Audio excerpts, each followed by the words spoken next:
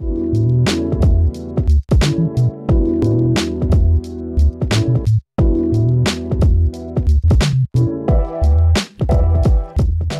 à tous. Salut. Coucou. Bienvenue sur ce 9e épisode du podcast du Birama. Il me semble que cet épisode est particulièrement important. C'est le premier après notre anniversaire, effectivement, on fête les 1 an du podcast. Merci à tous pour les écoutes régulières. Écoutez, le podcast se porte assez bien en interne et semble plaire à pas mal de personnes, donc c'est cool. Aujourd'hui, j'ai avec moi Victoire. Bienvenue Victoire. Et Valentina, comme d'habitude. Salut. Donc, pendant cet épisode, on va parler de pas mal de choses. Premièrement, Valentina va nous parler de l'exposition Nos liens d'art. Ensuite, Victoire nous présentera une chronique sur un événement particulièrement frappant. Et je rebondirai là-dessus pour présenter de mon côté une chronique de politique. Bon alors Valentina, cette exposition, raconte-nous de quoi parlait-elle, quel était l'objectif peut-être, je te laisse la parole. Et oui, ce lundi 12 décembre, j'ai pu participer et apprécier l'exposition de Nos liens d'art qui a eu lieu entre 9h et 13h. Peut-être pas assez pour moi, je vais vous dire, hein, et c'est peut-être ce qui lui a manqué, du temps. Mais cependant, c'était une superbe exposition qui a vraiment permis aux élèves de montrer quelle était leur pensée sur le sujet de l'exposition qui était avenir et illusion. Donc ce sujet, il a été monté par initiative de tous les membres du club. C'est-à-dire qu'ils organisent un vote pour le choix du sujet et celui de Avenir Illusion est tombé. Donc moi j'ai trouvé ce sujet très, très intéressant puisque c'est franchement quelque chose qui nous touche nous en tant qu'étudiants. Nous poser des questions sur l'avenir et quelles sont nos attentes et tout ce stress qui est un peu sur nos épaules en ce moment. Et voilà, donc j'ai pu apprécier différentes œuvres, il y avait énormément de poèmes différents et super, énormément sur l'angoisse notamment. Et j'ai pu apprécier aussi des sculptures, une faite à base de capla qui était superbe. J'ai adoré l'initiative où il y avait des mots inscrits sur les caplas et le but était de créer notre avenir en choisissant les caplas et ainsi former un peu la vision de ce qu'on souhaiterait dans notre futur. Une autre œuvre était vraiment, pour le coup, m'a vraiment marquée, où je vous la décris rapidement. Il y avait un miroir avec une petite fille qui regardait dans ce miroir. Et derrière elle, il y avait une genre de structure avec différents panneaux où on pouvait voir cette même jeune fille, mais à différentes étapes de sa vie, quand elle était enceinte, mariée, et puis on l'a même vue boire, donc ivrogne. Enfin voilà, différentes facettes et un peu de ce qui pourrait nous attendre. Bon, j'espère pas qu'on va tous finir ivrogne, mais voilà, tout ce qui pourrait nous attendre et ce que l'avenir nous réserve. Et il y a même, tout le long de l'exposition, eu en boucle une chanson qui a été écrite, qui parlait encore de l'angoisse de l'avenir pour nous les jeunes, et qui permettait de réellement embellir l'exposition et d'avoir aussi cette écoute de ce que pouvait être l'avenir, l'illusion, etc. Et qui franchement formait bien l'exposition et que j'ai trouvé superbe. Au final, cette exposition était un vrai succès. Il y a eu beaucoup de personnes qui s'y sont rendues et qui ont beaucoup apprécié. Il y a toujours des gens qui diront le contraire, mais moi, personnellement, j'ai beaucoup apprécié et j'ai hâte de voir leur prochaine exposition et de pouvoir vous en parler. Merci Valentina pour ce compte-rendu. Moi, j'ai quelques questions à te poser de mon côté. Premièrement, tu as parlé du concept d'avenir qui était partie du nom de cette exposition.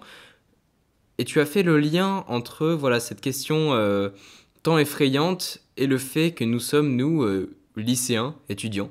Et voilà, j'ai une question pour toi, Valentina.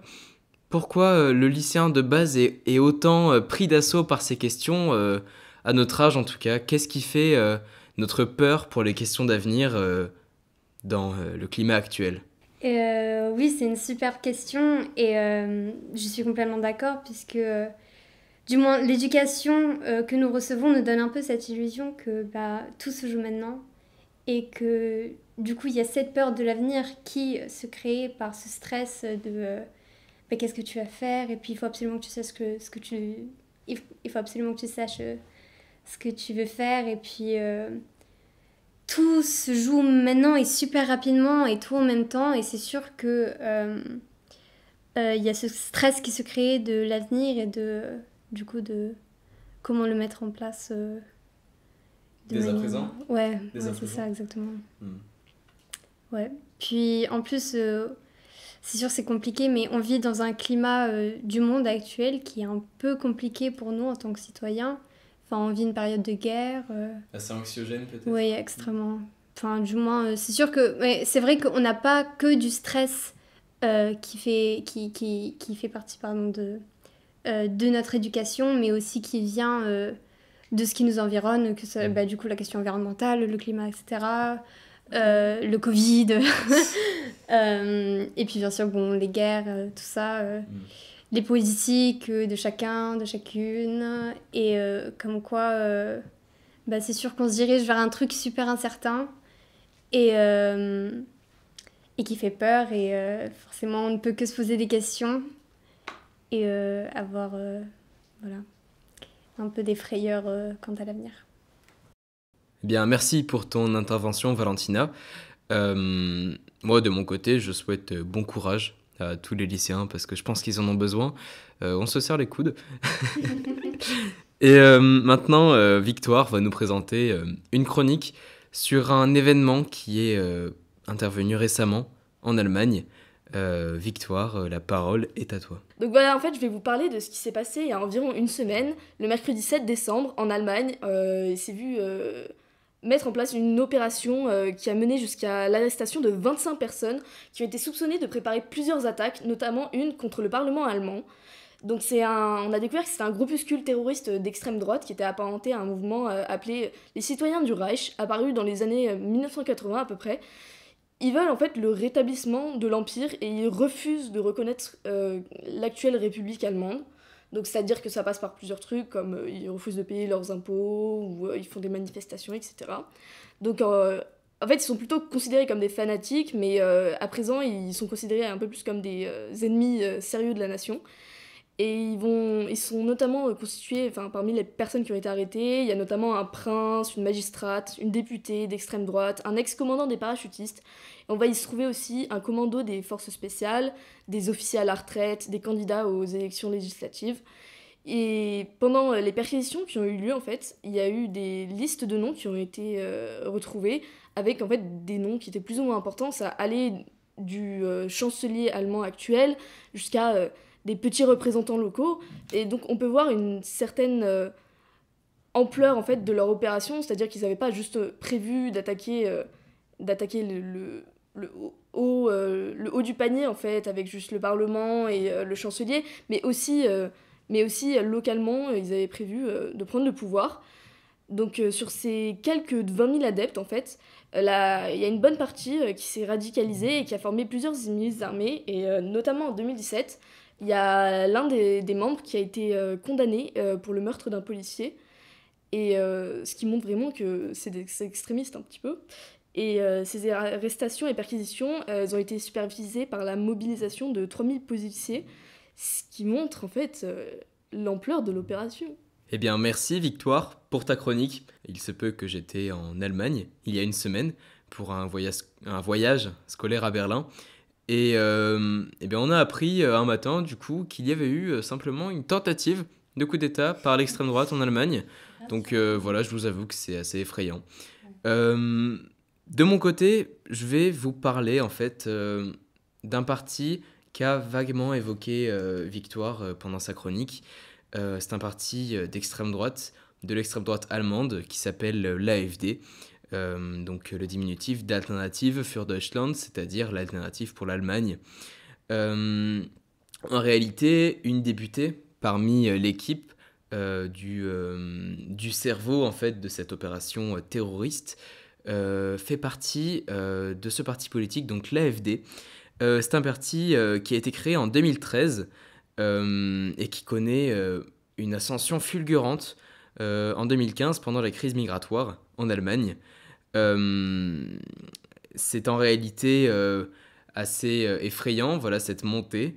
Parce que voilà, l'AfD est connue pour, désormais connue pour cette tentative de coup d'État.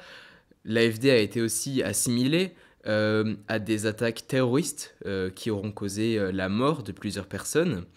Euh, et par ailleurs, ce parti, donc l'AfD, est aussi surveillé par l'État allemand pour ses liaisons assez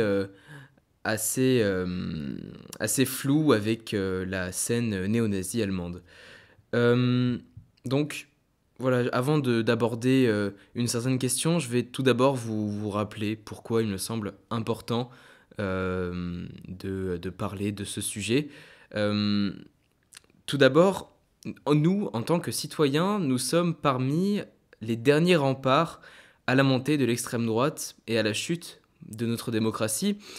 Euh, Effectivement, comme vous allez le voir, la question que je vais aborder, c'est en réalité le danger que représente l'AfD et les partis d'extrême droite pour la démocratie.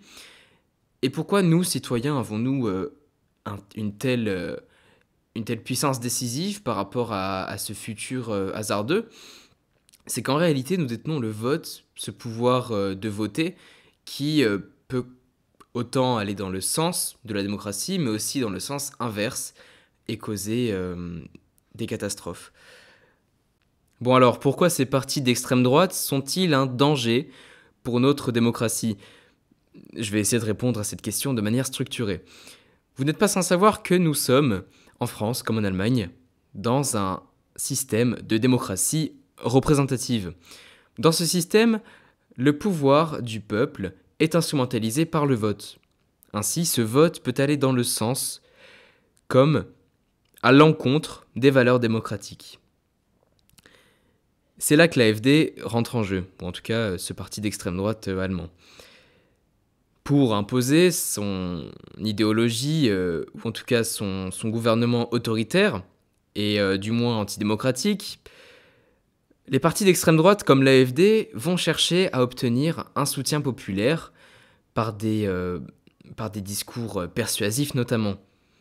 Par exemple, l'AfD connaît son apogée pendant la crise migratoire de 2015 en Allemagne.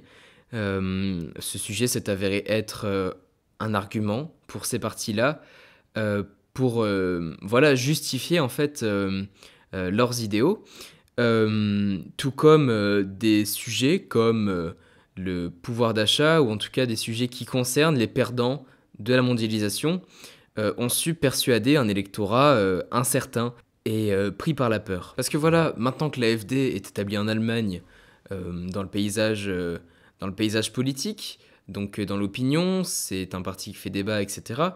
Et que c'est un parti implanté dans le vote, c'est-à-dire qu'on peut voter désormais pour l'AfD en Allemagne. Il faut désormais se demander en quoi c'est un danger pour la démocratie.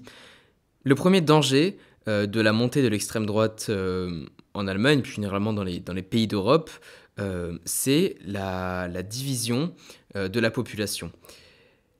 En effet, quand on voit que l'AfD ou encore des partis d'extrême droite français sont des partis fondés sur des valeurs de haine ou de racisme ou d'antisémitisme, on doit craindre que la population accepte et revendique des idées qui remettent en question les valeurs de la démocratie et qui permettent à ces partis d'extrême droite d'établir un parti de gouvernement, ou en tout cas une gouvernance autoritaire qui ne puisse être remise en question par les citoyens. On doit aussi craindre pour nos institutions. Par exemple, la justice est la première victime de ces partis d'extrême droite. On peut citer le nombre incalculable en France d'attaques qui ont été subies par la justice, notamment par le parti d'extrême droite Reconquête d'Éric Zemmour. Tout simplement parce que la justice, c'est le dernier rempart en fait à l'autoritarisme, dans la mesure où elle permet d'établir ce qui peut être dit et ce qui ne peut pas être dit dans le débat public. En Allemagne, à la différence de la France, il y a une définition juridique de l'extrême droite et de la droite radicale, ce qu'il n'y a pas en France. Et cette définition de l'extrême droite, ou en tout cas cette différenciation entre l'extrême droite et la droite radicale en Allemagne, permet de simplifier les procédures judiciaires concernant des affaires sur l'extrême droite. Pour revenir sur la chronique de victoire, il est important de souligner que le nouveau système allemand, lors de sa création à l'après-guerre, a été conçu pour parer ce genre d'attaque de l'extrême droite et plus généralement ce genre d'attaque à la démocratie. Quand on regarde le système politique allemand, la première chose qui nous saute aux yeux, c'est qu'il est très compliqué. Cela n'est pas laissé au hasard, c'est en effet une manière de contrer ce genre d'attaque qui viserait à déstabiliser le gouvernement, qui par exemple en France est un gouvernement centralisé et qui est du coup bien plus vulnérable à ce genre d'attaque. Là où en Allemagne, le gouvernement éparpillé à travers les différents Länder de l'Allemagne est moins vulnérable à ce genre d'attaque. Moralité, nous avons le devoir d'être conscients de l'histoire et du danger que représentent certains partis et certaines idéologies pour notre démocratie. Cet épisode touche à sa fin. Je remercie Valentina et Victoire pour leur participation. Je vous remercie vous pour vos écoutes. Encore joyeux anniversaire au club. Et je vous dis à bientôt.